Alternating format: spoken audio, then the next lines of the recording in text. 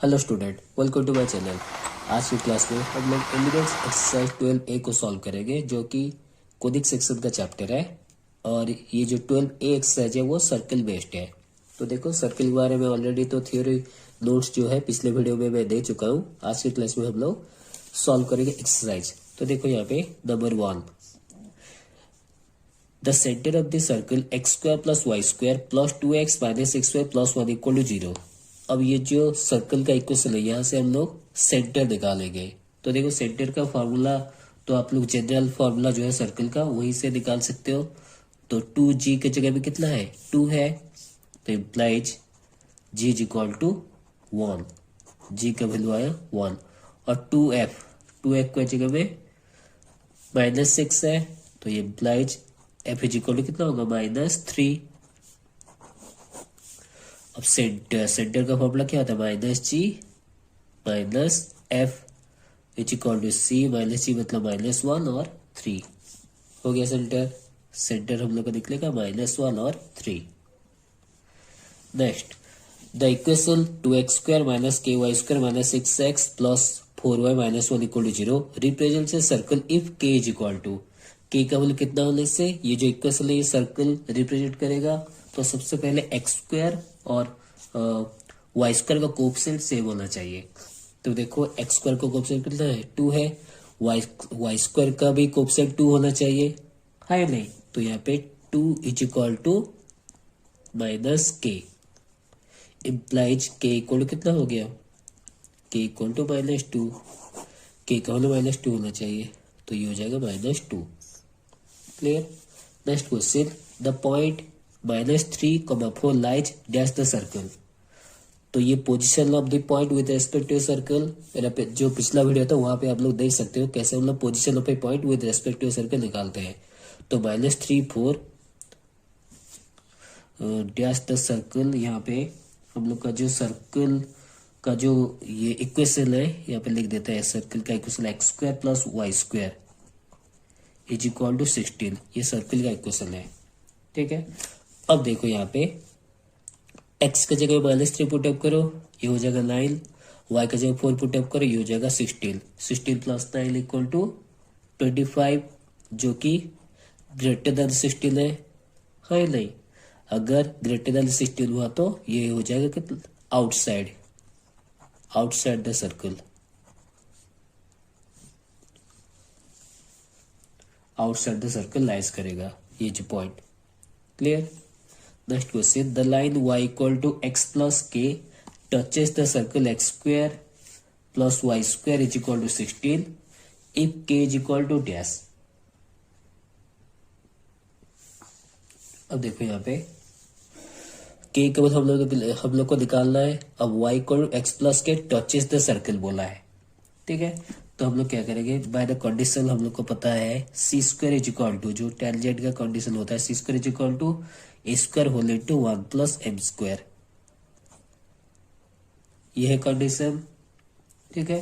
तो यहाँ पे सी का वैल्यू कितना है, सी का वैल्यू के है। Here c is equal to k और m is equal to x पे मल्टीप्लाइड क्या है 1, तो एम इज इक्वल टू 1 और ए इज इक्वल टू 4। ए का वैल्यू आया कितना, 4। अब कंडीशन अप्लाई करो, इम्प्लाइज ये हो जाए के स्क्वायर इज इक्वल टू 4 का स्क्वायर कितना होता है 16 whole into 1 plus 1 implies K square is equal to 32 implies K is equal to root over of 32। Root over of 32 कितना होगा, देखो यहाँ पे ये 32 है, 2 में काटो 16, अगेन 2 में काटो 8, अगेन 2 में काटो 4, अगेन 2 में काटो 2, तो 2 4 root 2 plus minus 4 root 2 plus minus 4 root 2, ये होगा आंसर। प्लस माइनस 4 रूट 2 होगा आंसर। क्लियर। नेक्स्ट क्वेश्चन,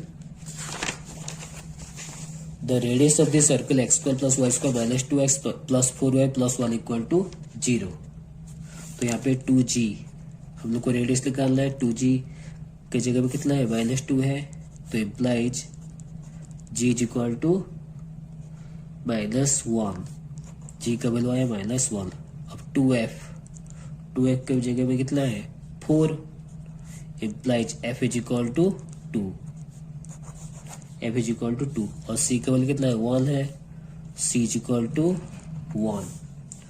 तो radius formula r is equal to, formula क्या होता है, g² plus f² minus c whole root over is equal to g² means 1 plus f² 4 minus 1 whole root over, -1 plus 1 cancel, 4 root over equal to 2।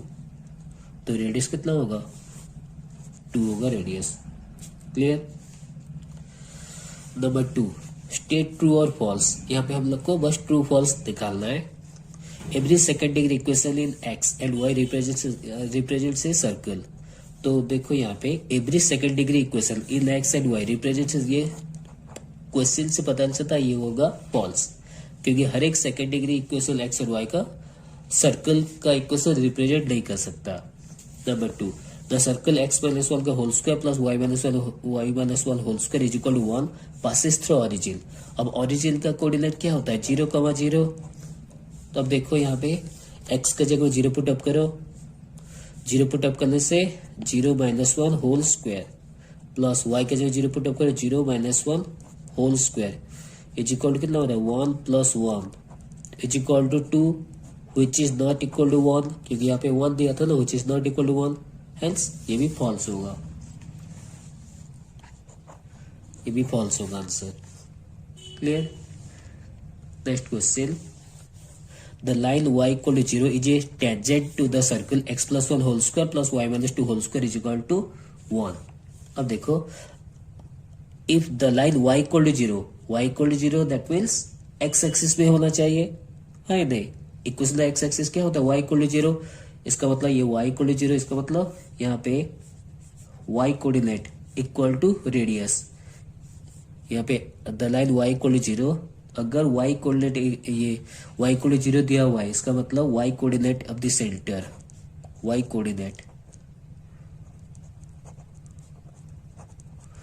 Coordinate of center is equal to radius. Clear. क्यों होगा, क्योंकि देखो यहाँ पे इस तरह से अगर सर्कल इस तरह से टच कर रहा है, ठीक है, y इक्वल टू 0 मतलब x एक्सिस पे है, ठीक है, तो यहाँ पे सेंटर का जो कोऑर्डिनेट होगा h और k, तो रेडियस इक्वल टू k होता है, ये k हम लोग का y कोऑर्डिनेट है, तो y coordinate of center equal to radius होना चाहिए, पर यहाँ पे y कोऑर्डिनेट कितना दिया हुआ है, 2 है,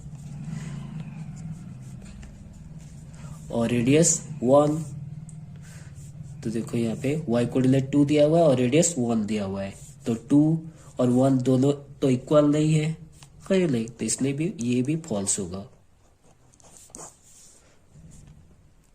समझ में आया। Next question, the radical axis of to circles always passes through the centre of one of the circle. The radical axis of two circle always passes through the center of one of the circle। अब देखो the radical axis two circle, ये two circle है और ये एक to circle है,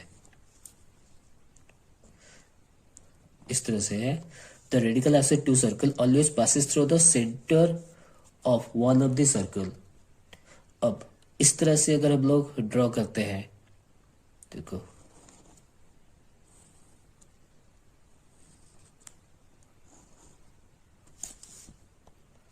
ठीक है, तो ये जो टेंजेंट हम लोग को मिल रहा है, ये दोनों this is equal to this, और ये जो सर्कल से this is equal to this, ठीक है। तो यहाँ पे द टेन, ये जो लेंथ है होता है, ये सपोज C1 है और ये C2 है, C1 से लेके ये दूसरे सर्कल का जो दो हम लोग टेंजेंट हम लोग ड्रॉ किए, ये दोनों टेंजेंट का लेंथ क्या होगा, इक्वल होगा, और C2 से भी C1 के ऊपर दो जो हम लोग टेंजेंट ड्रॉ किए, ये दोनों का लेंथ भी इक्वल होगा, तो इसीलिए ये भी फॉल्स होगा। The radical axis of two circle always passes through the centre of center of wall of the circle, ये फॉल्स होगा। Clear. Next question, the circles x square plus y minus 3 whole square is equal to 4 and x minus 4 whole square plus y square is equal to 9 touch each other। तो यहाँ पे देखो पहला circle का centre C1 कितना है 0 और 3 और R1 इज इक्वल टू, देखो 4 को हम लोग 2 का स्क्वायर कर सकते हो तो R1 का वैल्यू कितना आया 2 आया।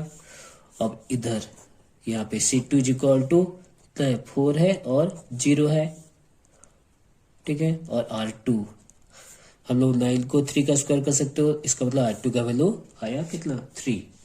अब हम लोग चेक करेंगे C1 C2, क्योंकि C1 C2 हम लोग का कंडीशन होता है C1 C2 is equal to, अगर R1 प्लस R2 अगर हो गया तो दोनों सर्कल टचेस इच अदर है या नहीं। तो सबसे पहले C1 C2 दोनों को मल्टीपल C1 C2 पहले निकाल दो डिस्टेंस फार्मूला से, C1 C2 निकालो। C1 C2 4 minus 0 whole square, 4 minus 0 whole square plus 0 minus 3 whole square whole root over, तो ये हो गया 16 plus 9 whole root over. 16 plus 9 कितना होता है 25 का रूट ओवर 5। अब R1 plus R2, R1 plus R2, R1 का वैल्यू 2 है और R2 का वैल्यू 3, तो 2 प्लस 3 इज इक्वल टू 5। तो देखो C1 C2 is equal to R1 plus R2 हो गया। तो इसका मतलब इसका आंसर क्या होगा ट्रू होगा, ये ट्रू है, ये दोनों सर्कल टच कर रहा है।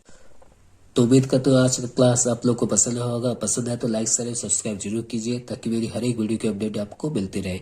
नेक्स्ट क्लास में हम लोग नंबर 3 को सॉल्व करेंगे। मिलते हैं नेक्स्ट क्लास में। Thank you.